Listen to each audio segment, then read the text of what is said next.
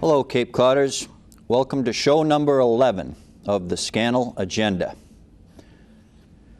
I don't even have any clue what I'm going to talk about today, but I have all these notes here, so there's usually no shortage of things to talk about here. Now, I got through kind of having a little meltdown there with the drugs. But I do feel responsible to solve that issue. As well as all these other issues, I have a great responsibility to get in there and at least put something on the table for us to work with. And with the drugs, I do feel as though we're being suckered into this great conspiracy that we all are not a part of at all. Oh, it's got nothing to do with us. You know, the police handle all that stuff with the drugs. And as I said, well, I've been in the middle of it in Hyannis. I mean, truly, right smack in the middle of it, right? Rubbing elbows with it, literally. I mean, it being that close to where they put me this time around. I moved about a year and a half ago. I have a Section 8 apartment in Hyannis. And man, they put me squarely right smack dab in the middle of it. You couldn't get any closer to being in the middle of the drugs than where I am. You couldn't get any closer. And I was previously down at a place called Aunt Sarah's down there. Beautiful little apartment. And there was some of that down there. But oh my God. You know, and I would work with the housing people and I'd tell them who the druggies were, but they knew. It seems silly. Oh, call the police and tell them.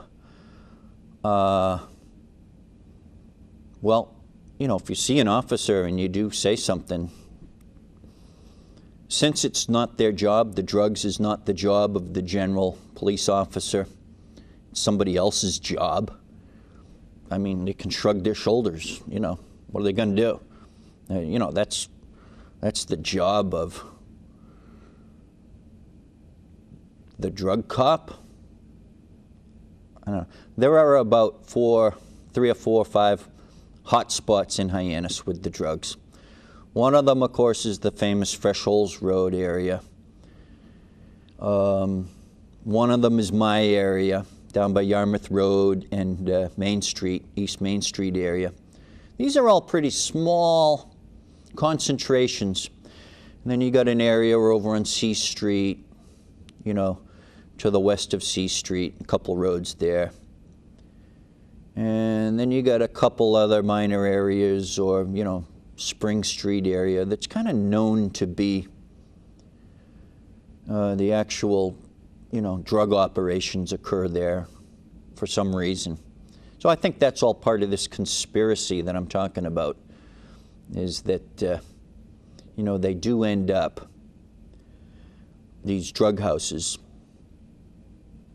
their wholesale operations is what I'm talking about, being in certain areas. And then, of course, not being in other areas, you know, the nice parts of the Cape and stuff. So I will call that some kind of a conspiracy. To my way of thinking, when you talk to police and you tell them, you know, hey, that's a drug house, you know, and they know. And like, if they're on the same footing with you, if the regular cop is on the same footing as I am, well, nothing I can do about it. You know, I don't know. You know, what's the sense of that? Well, that may be sensible from a perspective of running a business where you're watching a lot of drugs getting pushed and wholesaled. That might make sense. That scenario does definitely make sense. That's why I want to look at this business model of corruption. And as I said, the context is the big pharma, and we're getting ripped off a la the financial coup of 2008.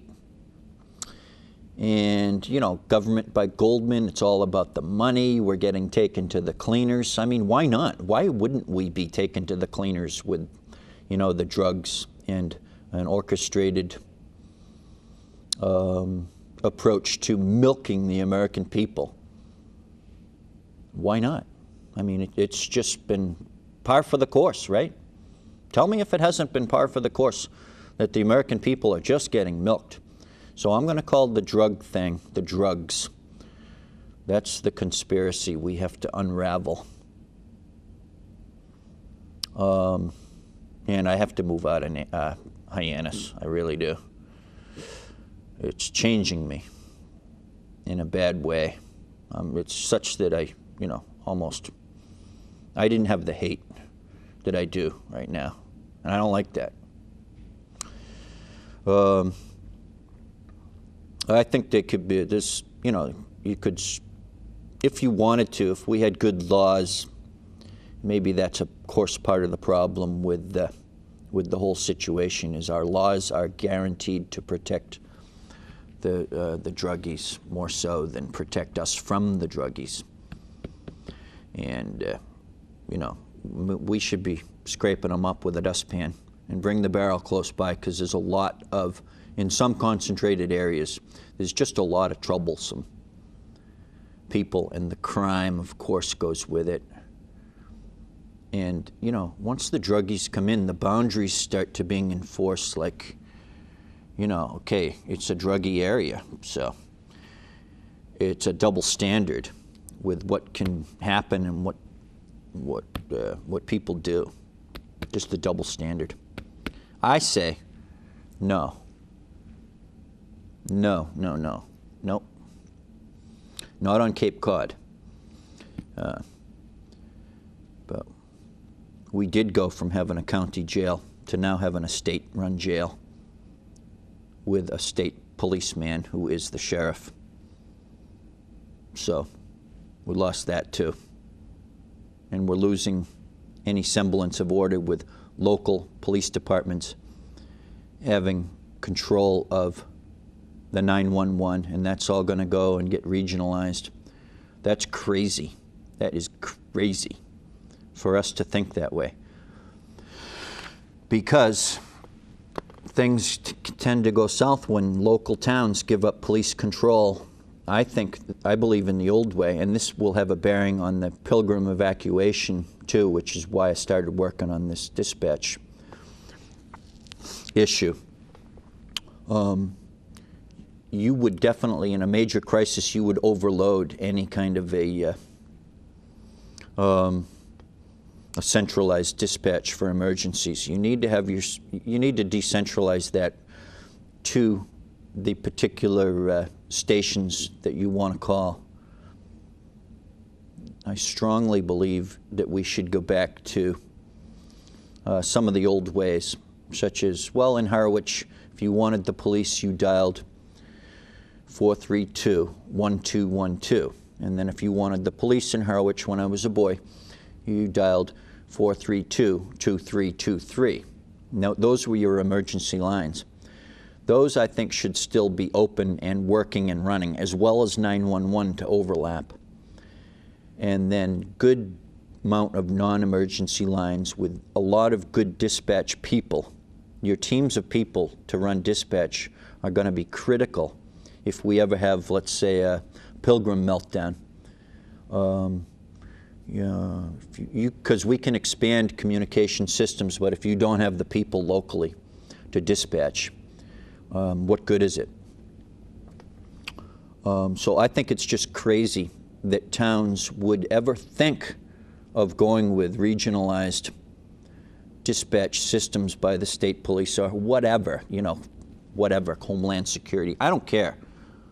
It's just police departments should run the 911, the emergency communications, and the communications should not be given up to someone else. No. Don't. Just one piece of advice. If you do that, you're going to be sorry. Major, big time sorry if we give up local control of police departments having 911, emergency, calling, all that stuff. That should be kept close to the vest.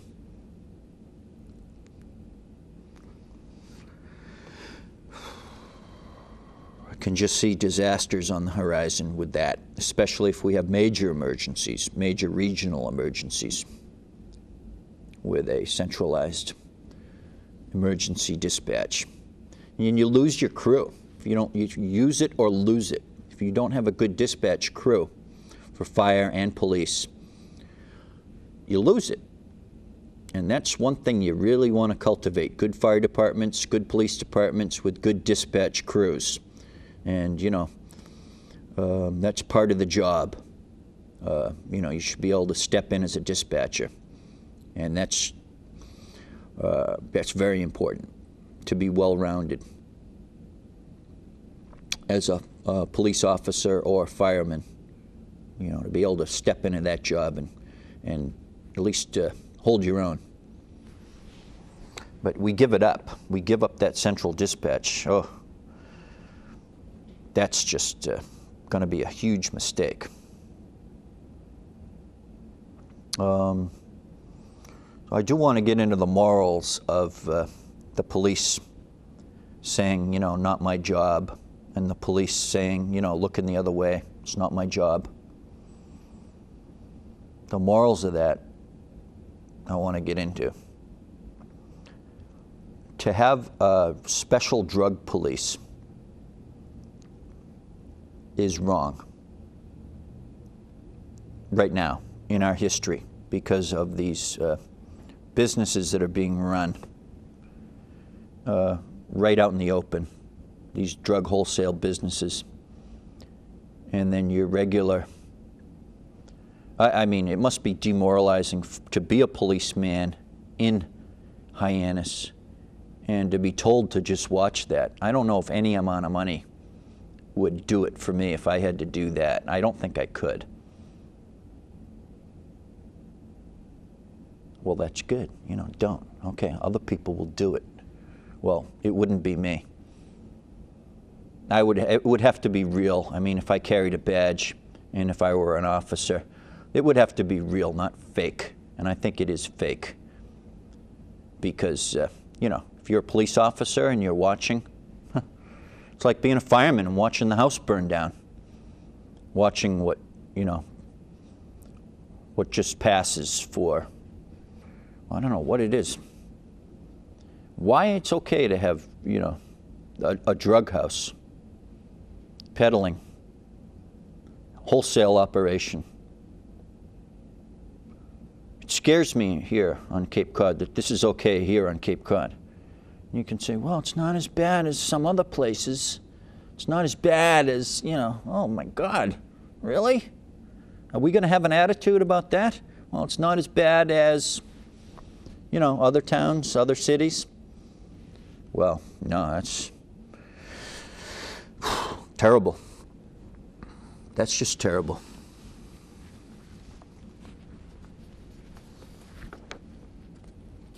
So I was thinking, you know, why don't we, you know, I'm a clubhouse guy, so maybe there could be a staff person, like a mental health worker type staff for these druggy neighborhoods. Staff the druggy neighborhoods. Why? Because the police have to be shamed into doing their job. A citizen must say, not my job, because, you know, it really isn't your job to be, if you're just a regular citizen like myself and yourself, you have to say, hey, that's not my job. That's the police's job. But they're not doing their job, and they're watching. And the police are always fishing for compliments, even though we are all swimming in a sea of scams and drugs, both legal and illegal. You know, Big Pharma, that's the legal scams are going on. We're really getting milked on both the legal side of the drugs and the illegal side of the drugs. And people are frustrated. So in your frustration, if you want to roast me, I have a project called RTB, Roast, Toast, and Boast. Please do. This 10th show was supposed to be, well, it would have been nice if we could have roasted me. But I think I'm the only one watching this show. So just say hi to myself. Hi, Steve. I think I'm the only one in the audience. No one's ever commented to me that they really, you know, saw the show, or it's just no one's watching. Well, that's nice. So is this my job? Well, I don't want this to be my job. I'd rather work on fisheries issues. I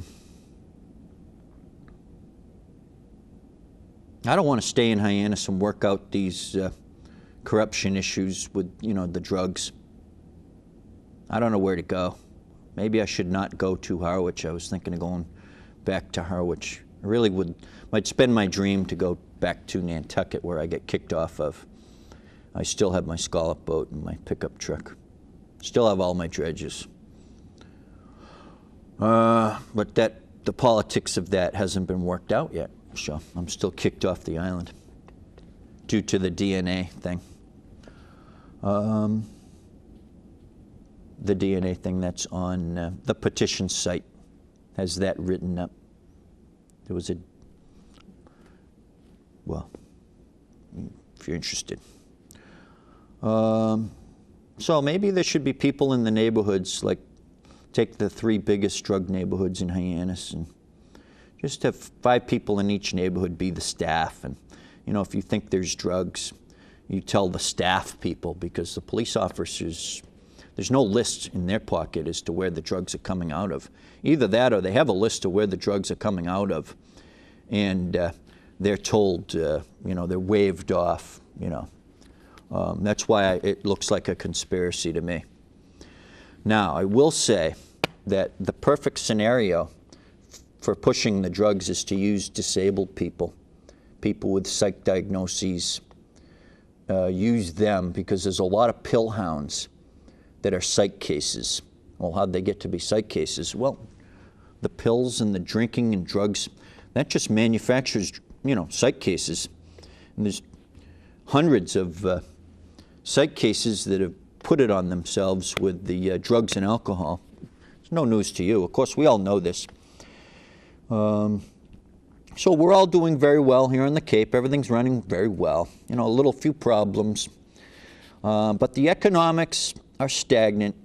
We've got the illegal immigrants are working, but, the substance abusers and scammers are not working. Why? Well, they don't have to work. So I live in the middle of it, so I do know what I'm talking about.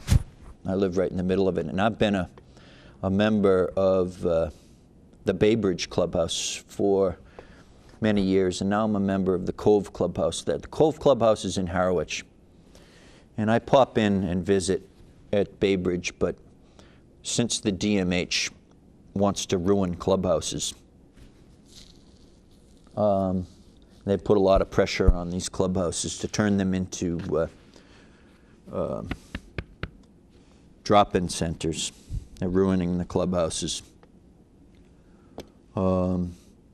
Anyway, so I've been kind of in the middle of it, folks.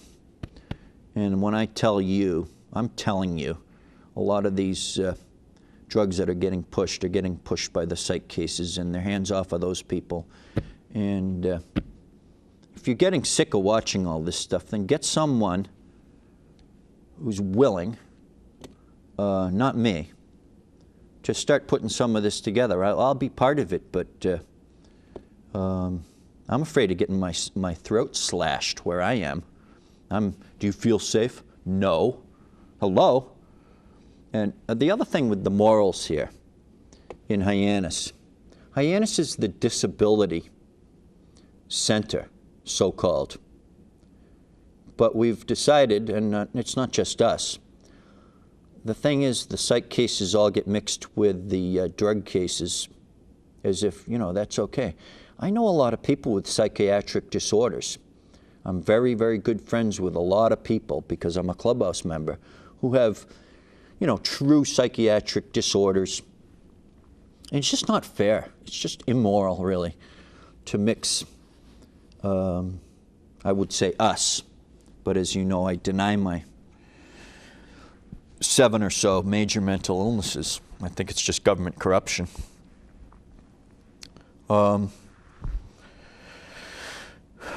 It's not fair. I mean, a lot of people, really exemplary citizens, and to do this, to put people in neighborhoods with the drugs that they're just the discipline cases.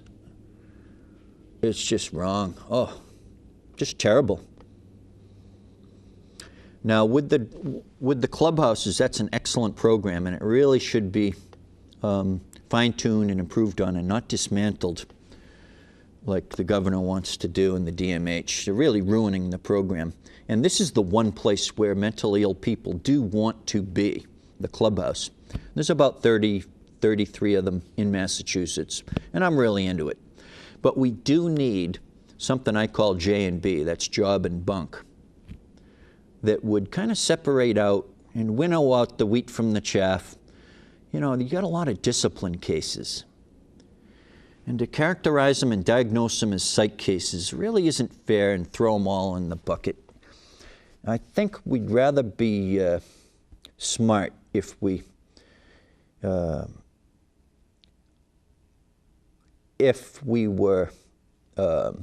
using the J&B, a job and bunk program, kind of take the discipline cases out of the mix with the psychiatric, reasonable, psychiatrically impaired people with a true disorder.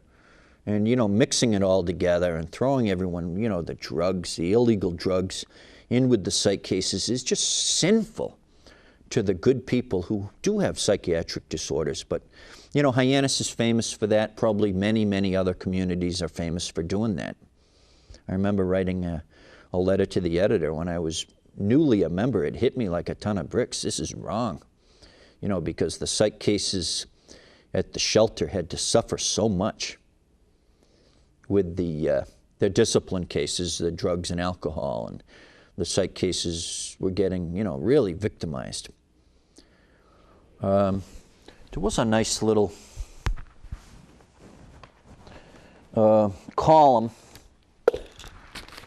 in the paper I was reading. Today's date is Friday, January 10th. So I was just looking at When Love Is Not Enough by Lawrence Brown, Larry Brown. And he's talking, I'll just read it to you, and I'll make comments as I go. After teaching for half a lifetime, you can see it coming. A kid has a certain oddness, hard to put your finger on. Other students pick it up, and from time to time, they glance over to see if you're noticing too. For some children, that oddness turns into a creeping panic, trying shrinks and meds. And this one,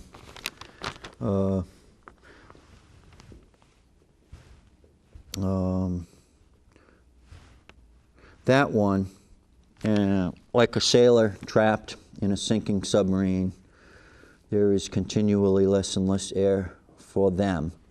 It's terrible when there is no safe place. And this gets into, you know, a lot of good stuff like civil rights and prevention, but and the cruelty. But there are answers, and I have them for this stuff. I've been in this system for since 1999. I got slammed into jail and then Taunton State Hospital as a punishment for my politics.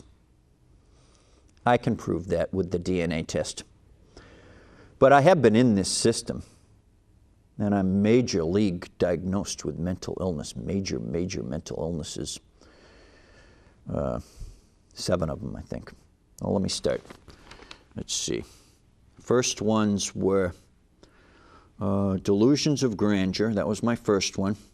And then delusions of a jealous nature. This is delusional disorder.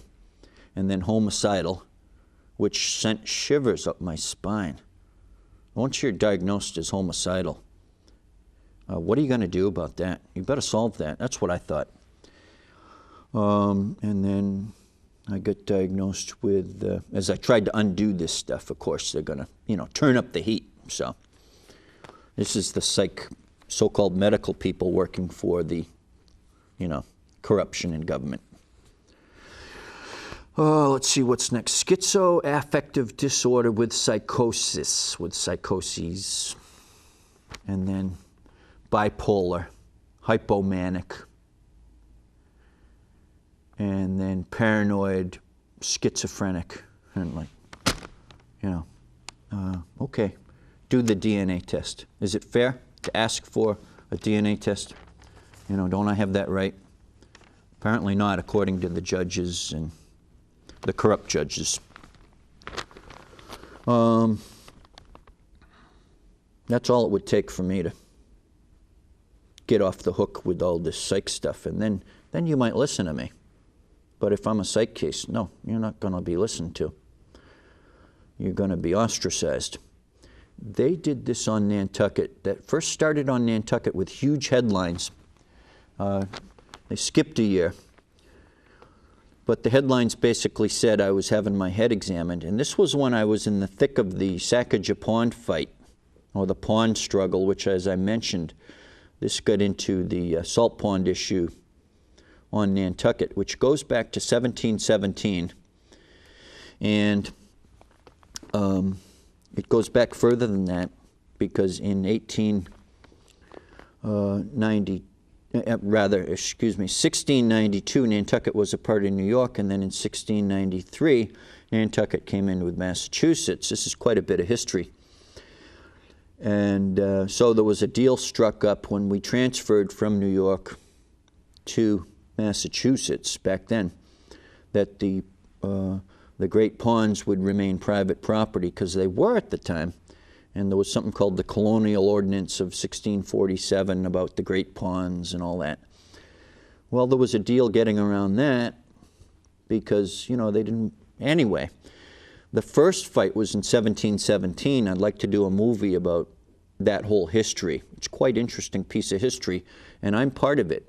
Now, there were 4 or 5 different precedent-setting cases, and then in 1954, there was a case called Stojack and Cabral versus the state of Massachusetts. Always it's the state or Massachusetts coming out trying to nix the deal, and then every time it happens, the deal gets stronger. So in 54, these 2 boys were fishing, Arthur Stojack and Joe Cabral. I knew them both. They're both gone now. And the state took these boys to court for not having a state fishing license, and that this was all a big celebrated case, and it ended up where the state tucked its tail between its legs and it left, and it lost the case. And then my case was the next case, and I got totally smashed. Not that I don't deserve it, but really, wow. Wow. The psych stuff? Whoa. Big time. Anyway, we can get into that, but I'd like to turn that into a movie, call the movie 1717. So that coming up on 300 years of an anniversary of fighting over these, you know, ponds. It's called The Native Rights. But quite a sad story, because the Nantucketers really got hurt badly. I mean, personally hurt. My family, too. All right. Thanks for watching another episode here of the Scannell Agenda. A lot to get into. I've got 2 chairs here. They're empty. So thanks for watching the Scannell Agenda.